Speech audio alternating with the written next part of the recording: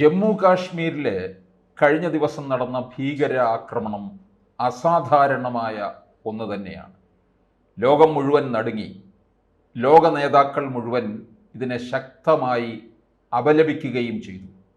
പ്രത്യേകിച്ച് നരേന്ദ്രമോദിയെ പോലുള്ള ഒരു പ്രധാനപ്പെട്ട നേതാവ് ലോകരാജ്യങ്ങളുടെ ഇടയിൽ നടുനായകത്വം വഹിച്ചു നിൽക്കുമ്പോൾ അതിപ്രധാനമായിട്ടുള്ള രണ്ട് സംഭവങ്ങൾ, അതായത് ലോകം ഉറ്റുനോക്കുന്ന പ്രധാനപ്പെട്ട അന്താരാഷ്ട്ര സംഭവങ്ങൾ നടക്കുന്നതിനിടയിലാണ് ജമ്മു കാശ്മീരിൽ ഇത് സംഭവിച്ചത്. ഒന്ന്, അമേരിക്കൻ വൈസ് പ്രസിഡന്റ് ഇന്ത്യൻ സന്ദർശനത്തിലാണ്. ലോകം മുഴുവൻ ഭയപ്പെടുത്തിക്കൊണ്ട് US പ്രസിഡന്റ് ഡൊണാൾഡ് ട്രംപ് ഓരോ നീക്കങ്ങൾ നടത്തുന്നതിലും സുപ്രധാനമായൊരു വാണിജ്യ കരാറിൽ ഒപ്പുവെക്കുന്നതിലും ഒക്കെ നീക്കങ്ങൾ ആരംഭിച്ചിരിക്കുകയാണ്. ഒക്ടോബർ നവംബർ മാസങ്ങളിലായി ഇന്ത്യയുമായി ഏർപ്പെടുമെന്ന് തീരുമാനിച്ചിട്ടുണ്ട്. ഒരു വലിയ കരാറിൽ ഒപ്പിടാൻ തീർച്ചപ്പെടുത്തിയ കാര്യമാണ് അത്. അതിൻ്റെ പുരോഗതിക്ക് വേണ്ടിയാണ് വൈസ് പ്രസിഡന്റ് ഇപ്പോൾ ഇന്ത്യയിൽ വന്നിരിക്കുന്നത്. രണ്ട്, പ്രധാനമന്ത്രി നരേന്ദ്രമോദി സൗദി അറേബ്യൻ സന്ദർശനത്തിനിടയിലാണ് ഈ സംഭവം നടക്കുന്നത്. 10 വർഷത്തിനിടയിൽ നരേന്ദ്രമോദി സൗദി സന്ദർശനം നടത്തുന്നത് 3ാം തവണയുമാണ്. എപ്പോഴും സൗദിയും ഇന്ത്യയുമായുള്ള ബന്ധത്തെക്കുറിച്ച് പാകിസ്ഥാൻ എപ്പോഴും ആശങ്കപ്പെടാറുണ്ട്. ഈ ഭീകരാക്രമണത്തിന് പിന്നിൽ പാകിസ്ഥാനാണ് എന്നുള്ളത് വളരെ വ്യക്തമായ കാര്യമാണ്, ആസൂത്രിതമായിട്ടുള്ള കാര്യവുമാണ്, പകൽ പോലെ സത്യവുമാണ്. അപ്പോൾ ഇന്ത്യ സൗദി ബന്ധത്തിനകത്ത് അതിശക്തമായിട്ട് ആശങ്കപ്പെടുന്നുണ്ട്. ഈ രണ്ട് സംഭവ വികാസങ്ങളിലൂടെ നമ്മൾ നോക്കുമ്പോൾ ഇതൊരു നിസാര സംഭവമല്ലെന്ന് നമുക്ക് മനസ്സിലാക്കാം. അതുപോലെ തന്നെ വിദേശികളെ ഇവർ ലക്ഷ്യമിട്ടിരുന്നു. എന്തുകൊണ്ട് വിദേശികളെ ലക്ഷ്യമിട്ടു? ഈ ലോക ടൂറിസം ഭൂപടത്തിൽ ജമ്മു കാശ്മീരിന് നിർണായക സ്ഥാനമാണുള്ളത്. വിദേശികൾ ധാരാളമായിട്ട് ഇവിടേക്ക് എത്തുന്നുണ്ട്. അത് തടയിടണം.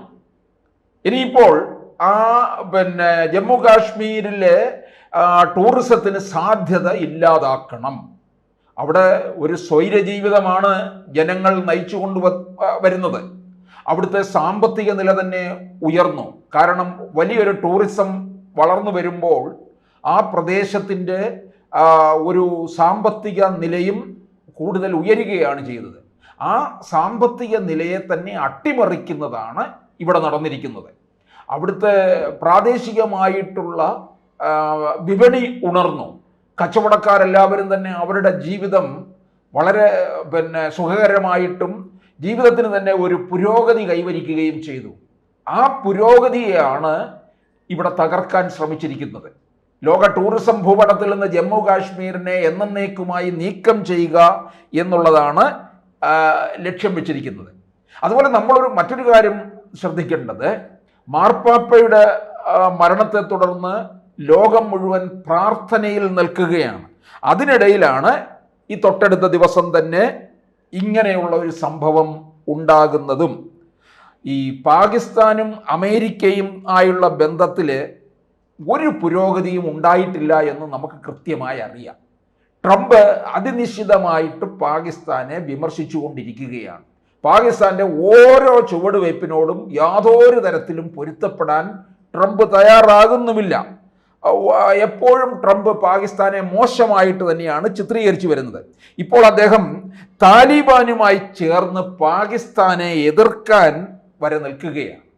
അപ്പോൾ നോക്കണം, ഇവരുടെ ചെയ്തികൾ എന്ന് പറയുന്നത് നമുക്ക് ഒരിക്കലും അംഗീകരിച്ചു കൊടുക്കാൻ പറ്റില്ല എന്നുള്ളതാണ്.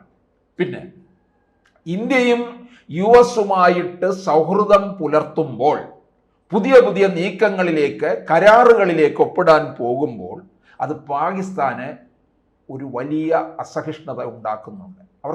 അവരെ ആശങ്കപ്പെടുന്നുണ്ട്. ഒരിക്കൽ US പ്രസിഡന്റ് ആയിരുന്ന ക്ലിന്റൺ ഇന്ത്യ സന്ദർശിച്ചപ്പോഴും ഇതുപോലെ സംഭവിക്കുകയുണ്ടായി പാകിസ്ഥാന്റെ ഭാഗത്ത് നിന്ന്. അവർക്ക് വലിയ ആശങ്കയാണ് ഇന്ത്യയുടെ നീക്കം. ഇപ്പം സമ്പദ് വ്യവസ്ഥയിൽ നമ്മൾ 5ാം സ്ഥാനത്ത് നിൽക്കുകയാണ്. ട്രംപുമായിട്ട് ഇപ്പോൾ ഈ ഒക്ടോബർ നവംബർ മാസത്തിൽ ഒരു വലിയ കരാറിൽ ഒപ്പിടുന്നു എന്നുള്ളത് പാകിസ്ഥാൻ ആലോചിക്കാൻ തന്നെ കഴിയുന്നില്ല. അപ്പോൾ ഈ സംഭവ വികാസങ്ങളെല്ലാം പാകിസ്ഥാൻ ആശങ്കപ്പെടുന്നുണ്ട്. കഴിഞ്ഞു നടന്ന ഭീകരാക്രമണത്തിന് യഥാർത്ഥത്തിൽ പ്രധാനപ്പെട്ട വലിയ ഭവിഷ്യത്തുണ്ടാകും എന്നുള്ളത് ഉറപ്പാണ്. അതിൻ്റെ ദൂരവ്യാപകമായിട്ടുള്ള ഫലം ഉണ്ടാകും. അത് പാകിസ്ഥാൻ അനുഭവിക്കേണ്ടി വരും. അതിന് മുന്നോടിയായിട്ട് തന്നെയാണ് അമിത്ഷാ കാശ്മീരിലേക്ക് എത്തിയതും സൗദി അറേബ്യയിൽ സന്ദർശനം നടത്തിക്കൊണ്ടിരുന്ന പ്രധാനമന്ത്രി യാത്ര വെട്ടിച്ചുരുക്കി 3 ദിവസത്തെ സന്ദർശനത്തിനാണ് പോയത്. യാത്ര വെട്ടിച്ചുരുക്കി ഇന്ത്യയിലേക്ക് മടങ്ങുകയും ചെയ്തു. അപ്പോൾ എന്തായാലും വാണിജ്യ കരാറിൻ്റെ വാർത്തകൾക്ക് പകരം ഭീകര വാർത്തകൾ നിറയട്ടെ, ഭീകരാക്രമണത്തിൻ്റെ വാർത്തകൾ നിറയട്ടെ എന്ന് പാകിസ്ഥാനും ഈ ഭീകരവാദികളും കരുതുന്നുണ്ട്. അതുകൊണ്ട് തന്നെയാണ് ഇത്തരത്തിൽ ഈ സമയത്ത് തന്നെ ആക്രമണം നടത്തിയതും. അതിലെ അസാധാരണത്വം എന്ന് പറയുന്നത് ഈ വക കാര്യങ്ങളാണ്. കാരണം ഇന്ത്യയുമായിട്ട് യഥാർത്ഥത്തിൽ ഇനി അങ്ങോട്ട് ഏതെങ്കിലും തരത്തിലുള്ള സന്ധിയോ ചർച്ചയോ മറ്റ് സമവായമോ ഒന്നുമല്ല ഇന്ത്യ കാക്ഷിക്കുന്നത്. ഇതിനകത്ത് മോദിയും അമിത്ഷായും കൂടിയുള്ള ഒരു അതികർക്കശമായിട്ടുള്ള ചില തീരുമാനങ്ങളിലേക്ക് തന്നെ പോകും എന്നുള്ളതും ഉറപ്പായിട്ടുള്ള കാര്യമാണ്.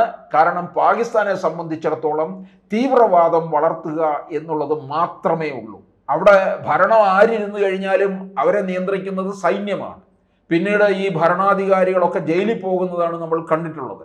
അപ്പോൾ തീവ്രവാദത്തിൻ്റെ ഒരു ഹബ്ബായിട്ടുള്ള പാകിസ്ഥാൻ ഇപ്പോൾ ഇന്ത്യയിലെ സൈനികരുടെ വേഷത്തിലാണ് ഈ ഭീകരവാദികൾ വന്ന് പേര് ചോദിച്ചുകൊണ്ട്, അപ്പോൾ ഏത് പേരിൽ വന്നു കഴിഞ്ഞാൽ ഇല്ലാതാക്കാതെ വിടും എന്നുള്ളതും ഏത് പേരിലുള്ളവരെ ഇല്ലാതാക്കും എന്നുള്ളതും തീർച്ചപ്പെടുത്തിക്കൊണ്ടുള്ള ഒരു മുന്നേറ്റമാണ് അവർ നടത്തിയതെന്നുള്ളതും ഓർക്കണം. അപ്പം ഈ പഹൽഗാമിലേക്ക് വന്ന് ഇവര് 27 പേരുടെ ജീവൻ അപഹരിക്കുമ്പോൾ ഈ രാജ്യത്തിന് മാത്രമല്ല ലോകത്ത് വീണ്ടും ഭീകരാക്രമണം കൊടികുത്തി വാഴുന്നു എന്ന് കാണിക്കാൻ വേണ്ടിയാണ്. ഇതിന് അമേരിക്കയുടെ ഇത് നേരിടുന്നതിന് അമേരിക്കയും ഒരുപക്ഷെ നമ്മളോടൊപ്പം തന്നെ നിൽക്കും എന്നുള്ളതാണ്. ഇപ്പൊ പുടിനായാലും ട്രംപ് ആയാലും ഈ സംഭവത്തെ അതിശക്തമായിട്ട് അപലപിച്ചിട്ടുണ്ട്. ഇതിൻ്റെ ഒരു ഭവിഷ്യത്ത് പാകിസ്ഥാന് വൈകാതെ തന്നെ ഉണ്ടാകും എന്നുള്ളത് ഉറപ്പാണ്. എന്തായാലും ഈ ആർട്ടിക്കിൾ 370 തിരിച്ചു വരാൻ സാധ്യതയില്ല. ഒരു വശത്ത് ഇന്ത്യയുടെ പ്രാധാന്യം വർദ്ധിക്കുകയും മറുവശത്ത് പാകിസ്ഥാൻ വളരെ ദുർബലമാവുകയും ചെയ്യുന്നു എന്നുള്ളത് നമ്മൾ ഓർക്കണം. അതുകൊണ്ട് തന്നെയാണ് പാകിസ്ഥാന്റെ അസഹിഷ്ണുത ഇവിടെ ഈ ഭീകരാക്രമണത്തിലൂടെ രൂപപ്പെട്ടു വന്നിരിക്കുന്നത്.